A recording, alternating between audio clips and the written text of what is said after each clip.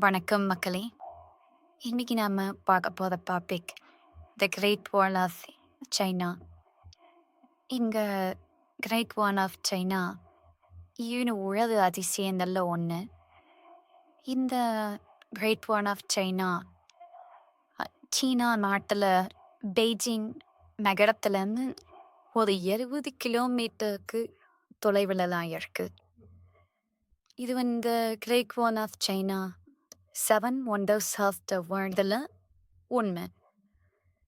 இந்த Great wall of China இதனுடைய மொத்த நீளம் அப்படின்னு சொல்லி பார்த்தோம்னா கிட்டத்தட்ட 71,000 கிலோமீட்டர் தூரம். அந்த அளவுக்கு என்னுடைய டிஸ்டன்ஸ் எனக்கு எட்டமைக்கப்பட்டிருக்கு.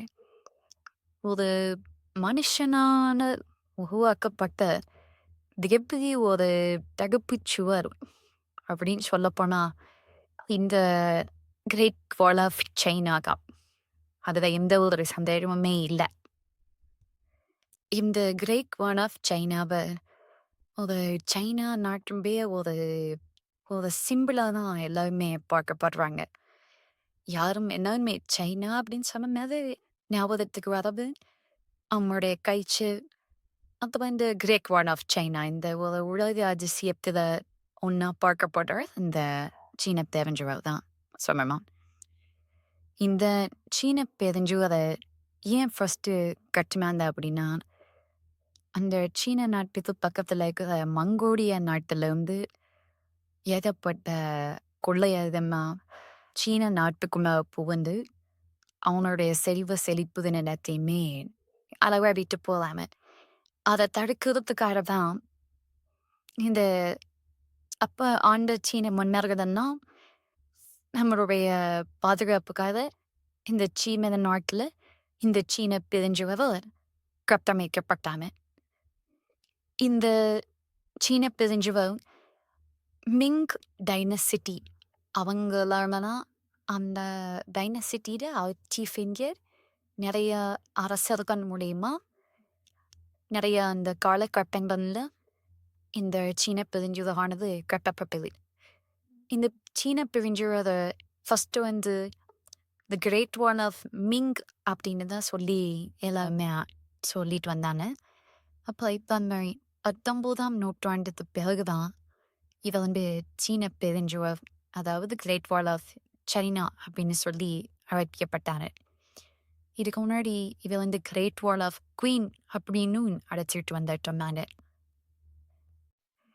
இந்த சீன பெருஞ்சுவர் சாதாரணமாக ஒரு ஏரோப்ளைனில் போகும்போது இன்னும் ஹெலிகாப்டரில் போகும்போது பார்க்க முடியும் அப்படின்னு நம்மளால் எதுவுமே சொல்ல முடியாது.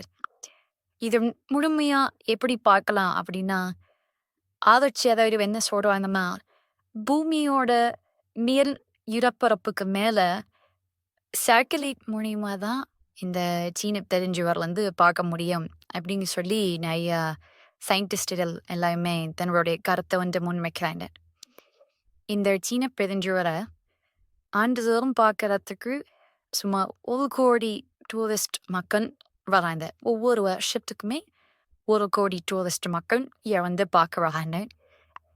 இங்கே சீன பெருஞ்சுவரை சொல்லப்போனால் சைனா அரசாங்கம் ஒரு 8000 கிலோமீட்டர் அளவுக்கு தான் இதை அண்டர்டேக்கன் பண்ணியிருக்காங்க. ஒரு அப்ராக்சிமேட்டாக 2000 ஒரு 13,000 கிலோமீட்டர் டிஸ்டன்ஸான சீன பெருஞ்சுவர் இன்னுமே ஒரு பராமரிப்பு இல்லாமல் தான் இன்னுமே இடம்பெற்றிருக்கு.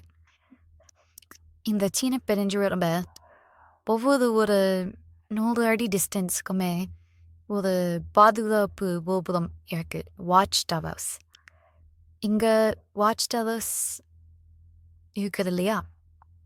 இந்த வாட்ச் டவர்ஸில் தான் அந்த காலத்தில் அந்த சிப்பாய்கள்லாம் அதில் தம்பி இருந்து எதிரி நாட்டில் யாருமே நம்ம இடத்துக்குள்ளார வர முடியாத அளவுக்கு அந்த வாட்ச் டவர்ஸில் தங்கி நம்முடைய நாட்டை கண்காணிச்சு தந்துட்டுருக்காங்க. இந்த சீன பெருஞ்சுவரை காலால் நம்ம அப்படி நடந்து போய் பார்த்தோம்னா கிட்டத்தட்ட இந்த ஸ்டார்டிங் எண்டிலேருந்து கடைசி எண்டுலன்னு இந்த சீன பெருஞ்சுவர் நடந்தே கடக்க சுமார் ஒரு 500 நாட்களாவது ஆகும் அப்படின்னு சொல்றாங்க. இங்க சீன பெருஞ்சுவர் முழுக்க முழுக்க கல்லாலயம், லைம்ஸ்டோன், அப்போ மேபி இந்த அரிசி பருப்பு மாவு அந்த பேஸ்ட்டை வச்சு தான் இதை வந்து எல்லாமே கட்டப்பட்டிருக்காங்க.